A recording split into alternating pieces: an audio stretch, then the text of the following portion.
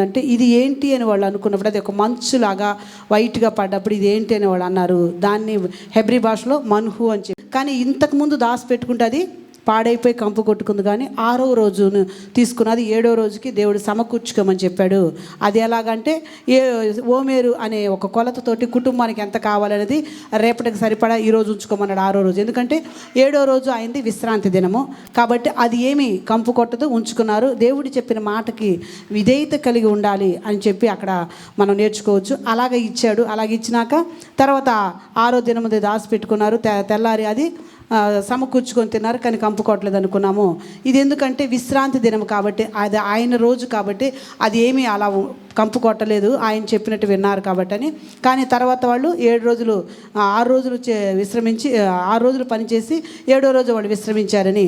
అలాగే ఆ ఓమేరు అనేది 2.5 సేర్లు అవుతుంది అని కొలత అని చెప్పి అనుకున్నాము.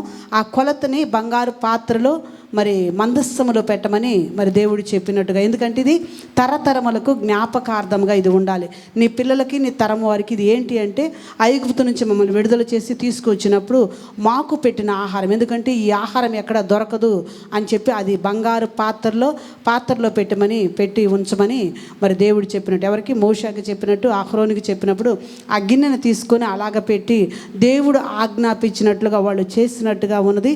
అలాగే వాళ్ళు నిజంగా ఆ మన్నాని పొలిమేరలు వెళ్ళే వరకు కూడా, ఏది ఐగుప్తుల పొలిమేరలు వెళ్ళే వరకు కూడా, కనాను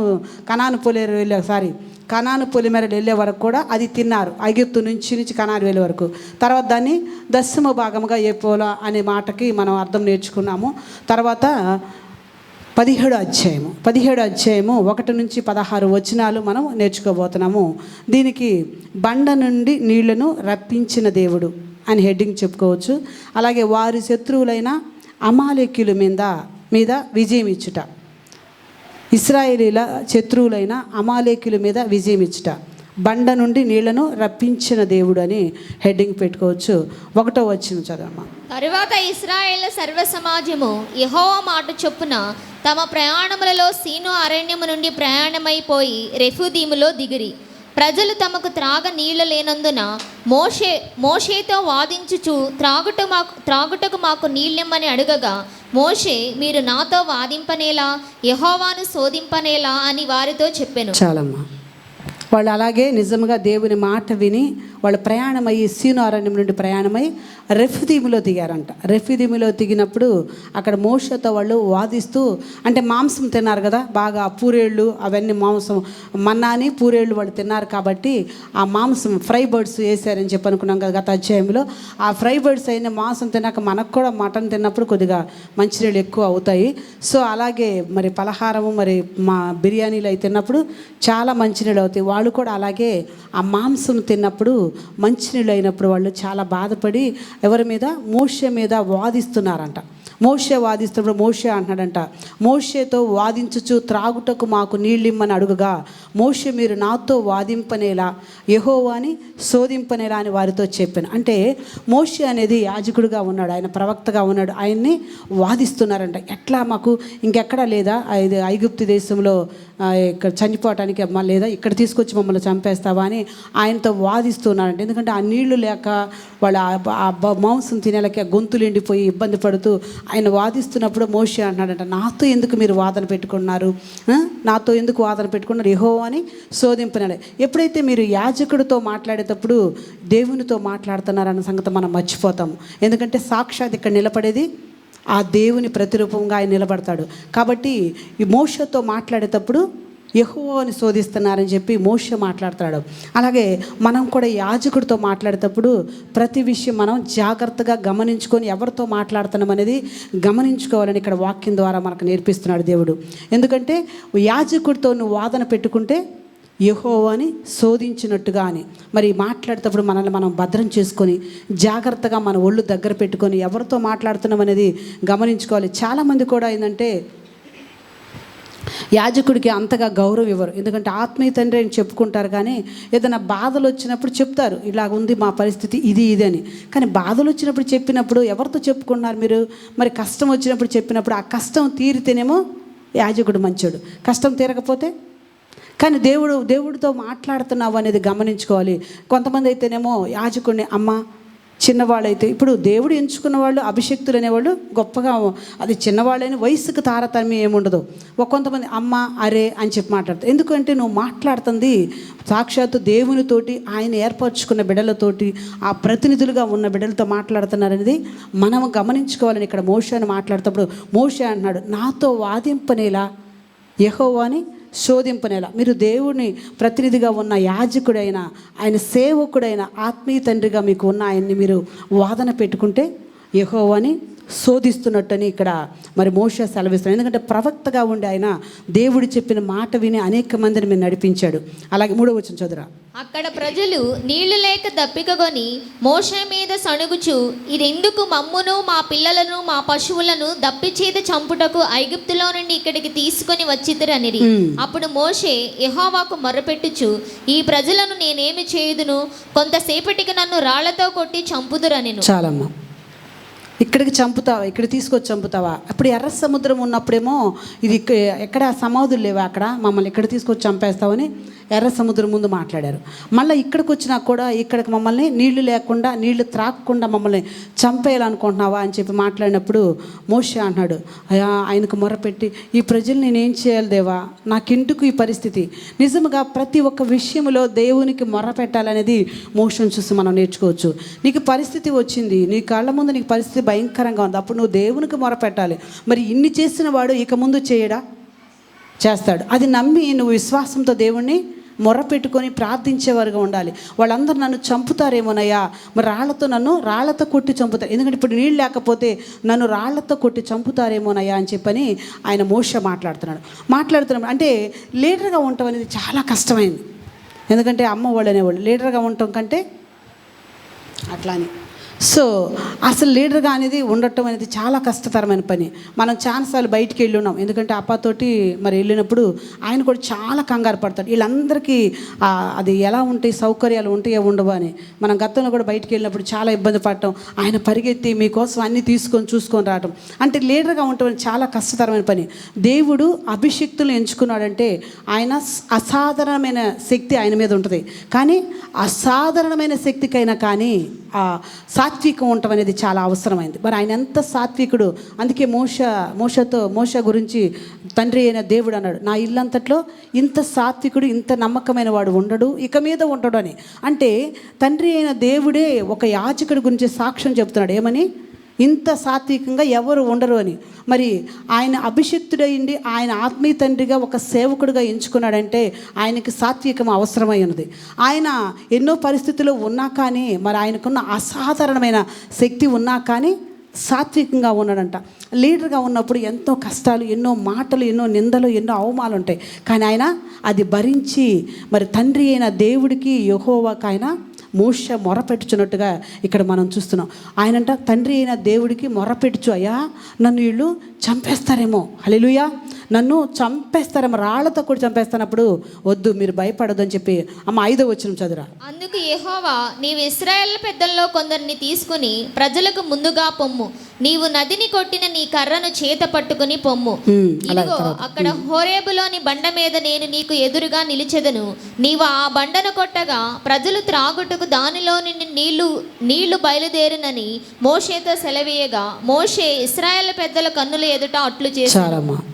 మోషేకి ఆ దేవునితో మొరపెట్టుకున్నప్పుడు ఆయన అంటున్నాడు, నువ్వు వెళ్ళు, ఇశ్రాయేలు కొంతమందిని తీసుకొని వెళ్ళు, వాళ్ళ కళ్ళ ముందు ఆ నదిని, నీ చేతిలో ఉన్న కర్రని, ఆ నదిని, ఆ కర్రను తీసుకొని ఆ నది మీద కొడితే నీ చేత పట్టుకున్నప్పుడు ఆ పండ నుంచి నీరు వస్తుంది వీరు కొట్టినప్పుడు అన్నప్పుడు నిజముగా మరి ఆయన దేవుడు చెప్పినట్టే చేశాడు. నువ్వు వెళ్ళు అని. అంటే దానికి ముందు అన్నాడు, నువ్వు అక్కడ హోరేబులనే బండ మీద నేను నీకు ఎదురుగా నిలిచేదను.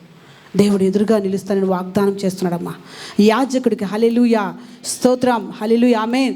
దేవుడు మనకి ముందుగా ఆయన ఉంటానన్నాడు. గతంలో కూడా అగ్ని స్తంభము, మేఘ స్తంభముగా ఆయన ముందు నడిచాడంట ఇశ్రాయేలుకి. సో అలాగే మరి మోషేకి, ప్రవక్త అయిన మోషే, మరి యాజకుడైన మోషేకి ఆ విధంగా ఆయన ముందు నడుస్తానని చెప్పి అన్నాడు. మరి దేవుడు మరి యాజకునికి ముందుగా నడుస్తున్నప్పుడు మీకు ముందుగా నడవడా? మీరు దేవుని మీద ఆధారపడి ప్రశ్నించేవారుగా ఉండకుండా మరి ఆయన మీద ఆధారపడి బ్రతికి కలిగి ఆయనకి మొర్రపెట్టుకునిగా వారు ఉండాలని చెప్పి మోషే మనతో మాట్లాడుతున్నట్టుగా మోషే ద్వారా మనతో మాట్లాడుతున్నట్టుగా ఉంది. కానీ ఆ నీరు వచ్చింది, ఆయన ఇశ్రాయేలు పెద్దలు ఎదుట కన్నులు ఎదుట అలాగ చేశాడు. ఆ బండ నుంచి నీరు వచ్చింది. ఆ బండ ఎవరంటే క్రీస్తు అనేది మనం గతంలో మాట్లాడుకున్నాం. అంటే క్రీస్తు ఆయన జీవితాన్ని మనకు మాదిరిగా పెట్టాడు. ఆయన ప్రాణాన్ని మన కోసం పెట్టాడు. మనకి ఏది ఇవ్వటానికైనా ఆయన సిద్ధంగా ఉన్నాడమ్మా. మరి ఈరోజు ఆయన సన్నిధిలో ఒక సాక్షిగా ఉండటానికి నువ్వు నేను సిద్ధంగా ఉన్నామా? హల్లెలూయా. ఆయన కోసము మరి ఏదైనా నువ్వు గ్లాసుడు సన్నీళ్ళు ఇవ్వటానికైనా మరి సిద్ధంగా ఉన్నావా? నువ్వు ఆయన పనిలో పరిగెత్తడానికి సిద్ధంగా ఉన్నావా? నీ బిడ్డల్ని ఆయన సేవలో ఉంచడానికి నువ్వు ఈరోజు సిద్ధంగా ఉన్నావా? మరి ఆయన మన కోసం నీళ్ళు ఇవ్వటానికి కూడా అరణ్యంలో నీళ్లు దొరకని ప్లేస్లో కూడా మనకు నీళ్లు ఏర్పాటు చేశాడు. ఆ విధంగా ఇచ్చినప్పుడు మోషే మాత్రం నీళ్ళు ఇచ్చినా కానీ అంతగా సంతోషం కలిగాడు. ఎందుకంటే వాళ్ళతో వాదిస్తూ శోధిస్తూ దేవుణ్ణి, మరి ఆయన దేవుణ్ణి వాదిస్తూ శోధిస్తున్నప్పుడు ఆయనకి చాలా బాధ అనిపించిందంట.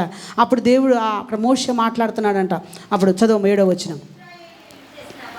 అప్పుడు ఇశ్రాయేలీయులు చేసిన వాదమును బట్టి యెహోవా మన మధ్య ఉన్నాడో లేడో అని వారు యెహోవాను శోధించడం బట్టి అతడు ఆ చోటికి మస్సా అనియు మెరేబా అనియు పేర్లు పెట్టెను. చాలమ్మా.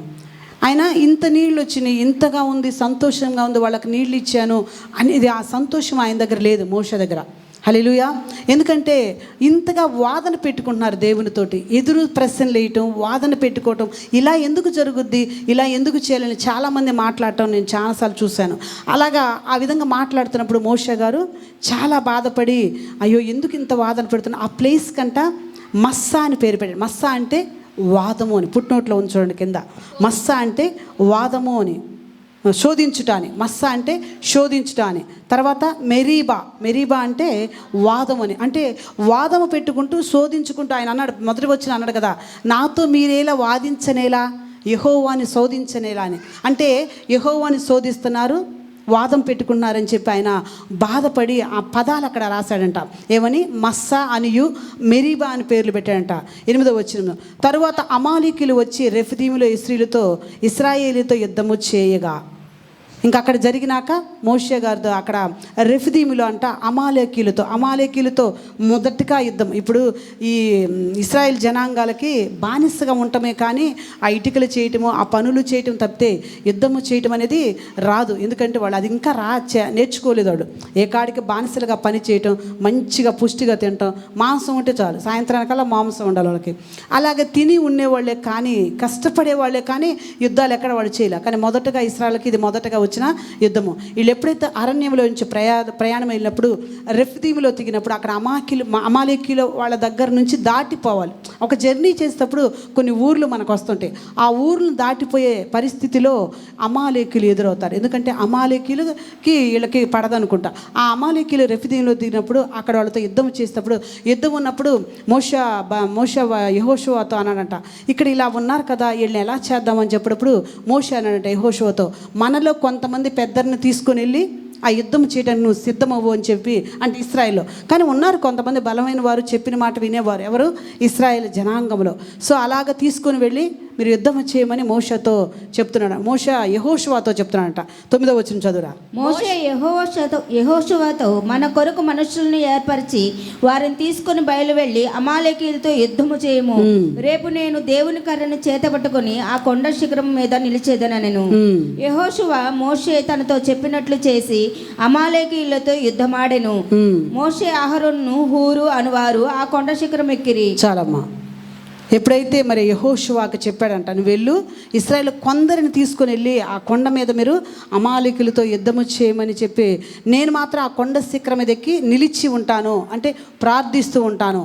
మరి మీ యాజకుడు మీ కొరకు ప్రార్థన చేయట్లేదా? ఒకసారి మనల్ని మనం గమనించుకోవాలి. ఎందుకంటే యాజకుడు నిత్యము ప్రార్థన చేసేవారుగా ఉన్నాడు.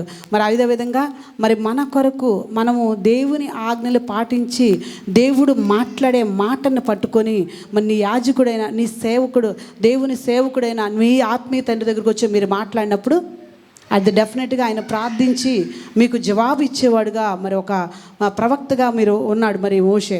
అలాగే మీ యాజకుడు కూడా అలాగ మీ ఆత్మీయ తండ్రి కూడా అలాగే ఉన్నాడు. అది మీరు గమనించుకోవాలి. ఎందుకంటే ఆయన కొండ శిఖరం మీద నిలిచేదనను. ఎవరు? మోషే. మరి ఆ విధంగా ఆ కొండ మీద అనుభవం మనం ఉన్నామా? కొండ మీద ప్రార్థన చేసేవారిగా మనం ఉన్నామా? మన పర్సనల్ ప్రేయర్లో మనం ఉన్నామా? మరి యాజకుడు మీ కొరకు ప్రార్థన చేస్తున్నాడు, మా ఆత్మీయ తండ్రి మా కొరకు ప్రార్థన చేస్తున్నాడు, ఆయనకు విధేయత కలిగి ఉండాలనేది ఒకసారి నీకు నాకు ఆలోచన కలిగి ఉండాలనేది దేవుడు మనతో హెచ్చరిస్తున్నాడు. ఆ శిఖరం ఎక్కారంటే ఎవరు? యెహోషువ వాళ్ళతో ప్రార్థన చేసినప్పుడు అహరోను, హూరు అక్కడ మోషేతో పాటు ఆ శిఖరం ఎక్కి వెళ్ళి ఉన్నారంట. వెళ్ళినప్పుడు 11 వచ్చిన చదువురా. మోషే తన చెయ్యి పైకెత్తినప్పుడు ఇశ్రాయేలు గెలిచిరి, మోషే తన చెయ్యి దింపినప్పుడు అమాలేకులు గెలిచిరి. మోషే చేతులు బరువెక్కగా వారు ఒక రాయి తీసుకుని వచ్చి అతడు దాని మీద కూర్చుండకై దాన్ని వేసిరి. అహరోను హూరులు ఒకడు ఈ ప్రక్కను ఒకడు ఆ ప్రక్కను అతని చేతులను ఆదుకొనగా అతని చేతులు సూర్యుడు అస్తమించే వరకు నిలకడగా ఉండెను. అట్లు యెహోషువ కత్తివాడి చేత అమాలేకు రాజును అతని జనులను గెలిచాను. చాలమ్మా. ఎప్పుడైతే మరి మోషే కొండ మీదకి ఎక్కి నిలిచి ఉండి ఆయన ప్రార్థన చేసినప్పుడు, చేతులెత్తి ప్రార్థన చేసినప్పుడు ఆ చేతులు కిందకి దిగిపోయినప్పుడు అమాలేకులు గెలుస్తున్నారు, చేతులు పైకి ఎత్తినప్పుడు ఇశ్రాయేలు జనాంగం గెలుస్తున్నారు. అలాగే నీ ఆత్మీయ తండ్రి కూడా చేతులు ఎత్తి ప్రార్థన చేసేటప్పుడు మరి మన జీవితాల్లో గెలుపు అనేది డెఫినెట్గా ఉంటుంది. ఎందుకంటే దేవుడిచ్చిన వాగ్దానం, హల్లెలూయా, దేవుడు వాగ్దానం చేసినవాడు నమ్మదగినవాడు. వాగ్దానం ఇచ్చి మర్చిపోయే దేవుడు కాదు మన దేవుడు.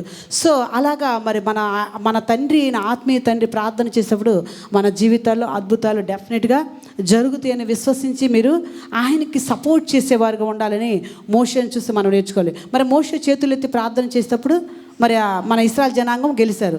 దింపినప్పుడు ఆ చేతులు బరువెక్కి నొప్పిగా ఉన్నప్పుడు ఆయన దింపినప్పుడు వాళ్ళు అమాలేకులు గెలుస్తున్నారు. అది గమనించుకున్నారు ఎవరు? అహరోను, హూరు.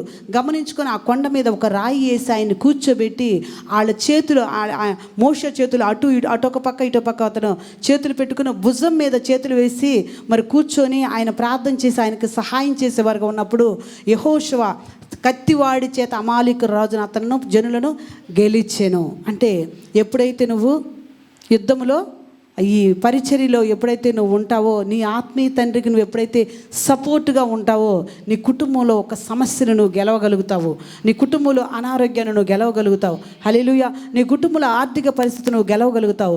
మరి మోషేని చూసి మనం నేర్చుకోవాలి. ఆ విధంగా మనం ఉన్నామో లేదో ఒకసారి మనల్ని మనం పరిశీలన చేసుకోవాలి. కథే 14 చదువుమా. అప్పుడు యెహోవా మోషేతో ఇట్లనెను, నేను అమాలేకీయుల పేరు ఆకాశం కింద నుండకుండా బొత్తిగా తుడిచివేయుదును గనుక జ్ఞాపకార్థముగా గ్రంథములో దీన్ని వ్రాసి యెహోషువకు వినిపించు. చాలమ్మా. మోషేతో దేవుడు అంటున్నాడు ఏమని? యెహోవా మోషేతో ఇట్లనెను, నేను అమాలేకీయుల పేర్లు ఆకాశం క్రింద బొత్తిగా ఉండకుండా తుడిచివేస్తానన్నాడు. ఎందుకంటే యెహోషువకు చెప్పు, గ్రంథంలో రాయి, ఇది చెప్పి రాసి చదివి అతనికి వినిపించు, ఇది చేస్తానని. ఎందుకంటే యుద్ధంలో ఉంది ఎవరు? యెహోషువ అదే అంటారు జాషువా జనరేషన్ అని. అలా యుద్ధం చేసేవారిగా భయము లేకుండా నా తండ్రి నాకు తోడుగా ఉన్నాడు, నాతో నడుస్తున్నాడు, హల్లెలూయా, ఆమేన్. ఎప్పుడైనా మనము యుద్ధ బరిలో ఎప్పుడైతే మనం అయినా చెప్తాడు కదా, మనము యుద్ధ బరిలోది ఉన్నాము, మనము సైనికులమై ఉన్నాము. అపవాది మనల్ని చూసి భయపడేవాడిగా ఉండాలి, మనము గెలిచేవారుగా ఉండాలి. ఎందుకంటే మన దేవుడు మనతో నడుస్తున్నాడు, ఎందుకంటే మన యాజకుడు మన కోసం, మన ఆత్మీయ తండ్రి ప్రార్థన చేస్తున్నాడు అనేది నమ్మి విశ్వసించాలని ఇక్కడ వాక్యం సెలవిస్తుంది. యెహోషువకు చెప్తున్నాడు ఏమని? ఈ గ్రంథములో పేరు రాసి ఇది వినిపించుము, చదివి వినిపించు, వాళ్ళని బొత్తిగా తీసేస్తానని చెప్పి. తర్వాత మోషే ఒక బలిపీఠం కట్టి దానికి యెహోవా నిస్సి అని పేరు పెట్టాడంట. ఎందుకంటే యెహోవా నిస్సి, ఎందుకంటే యుద్ధం గెలిచారు కదా, యెహోవా మనతో ఉన్నాడు. ఎందుకంటే మన శత్రువుల ఎదుట ఆయన మనకు భోజన బలని సిద్ధపరిచే దేవుడు, ఆమేన్. అలాగే ఆయన మోషే ఒక బలిపీఠం కట్టి యెహోవా నిస్సి అంటే యెహోవాయే నా ధ్వజము, యెహోవాయే నా ధ్వజము, నా దేవుడు నాకు ధ్వజముగా ఉన్నాడు కాబట్టి ఆ యుద్ధములో నేను తప్పనిసరిగా గెలుస్తాను, ఆమేన్. ఏ యుద్ధమైనా సరే, అది ఏ పరిస్థితి అయినా నా దేవుడు నా ఎదుట నిలిచేదనను, నా ఎదుట నడుస్తాను, నా ముందు ఉన్నప్పుడు నాకేంటి భయము, నేను ఏ యుద్ధమైనా గెలుస్తానని ఒక నమ్మకము, విశ్వాసము నీ దేవుని మీద ఉండాలి. అలాగే నీ తరపున మధ్యవర్తిగా యాజకుడు, ఆత్మీయ తండ్రి ఆయన ప్రార్థన చేస్తున్నాడు. మోషే చేతులు ఎత్తినప్పుడు ప్రార్థన చేసినప్పుడు గెలిచారు కదా, మరి అహరోను ప్రార్థన చేయొచ్చు కదా, హూరు ప్రార్థన చేయొచ్చు కదా, యెహోషువ ప్రార్థన చేయొచ్చు కదా. ఎందుకు చేయలేదంటే దేవుడు ఏర్పరచుకున్న అభిషేకము అంత గొప్పదమ్మా. అభిషేక్తులు అనేది ప్రత్యేకించబడిన వారికి ఉంటుంది. ఆ అభిషేకం ఉన్న వ్యక్తి చిన్నవాడా పెద్దవాడా అని చూడకూడదు, కానీ ఆయన మాటకి విధేయత చూపించి మరి జాషువా లాగా, యెహోషువ లాగా నువ్వు యుద్ధం చేయడానికి సిద్ధంగా ఉన్నావా? ఒకసారి నిన్ను పరిశీలన చేసుకో. హల్లెలూయా. యుద్ధం చూసి భయపడుతున్నావా? పరిస్థితిని చూసి భయపడుతున్నావా? ఆర్థికంగా బాధపడుతుంటే భయపడుతున్నావా? అనారోగ్యం చూసి భయపడుతున్నావా? భయం లేదు. ఇప్పుడు మనం ఇందాక పాట పడాం, ఆయన నాతో నిలిచి ఉన్నాడు, మనకు భయమైంది, అంతటా ఆయనే ఉన్నాడు కాబట్టి మనకు భయమైందని మరి ప్రార్థన చేసేవారుగా మనం ఉండాలని. మరి యెహోవా నా ధ్వజము, యెహోవాయే నా అండ, యెహోవాయే నా కొండ, యెహోవాయే నా కోట. హల్లెలూయా. దేవుడు మనతో ఉన్నాడు కాబట్టి మరి బలిపీఠం కట్టేవారుగా ఉన్నారా? నిన్న మన వాక్యం విన్నాము, బలిపీఠం కట్టేవాడు ఎలాగా? యాకోబు బలిపీఠం కట్టాడు కానీ కుదరలా. తర్వాత తన హృదయంలో బలిపీఠంగా కట్టమని చెప్పన్నాడు. అలాగే ప్రతి ఒక్కళ్ళు బలిపీఠం కట్టి ప్రార్థించేవారుగా ఉన్నారా? నీ హృదయాన్ని ఒక బలిపీఠంగా మార్చుకోగలుగుతున్నావా?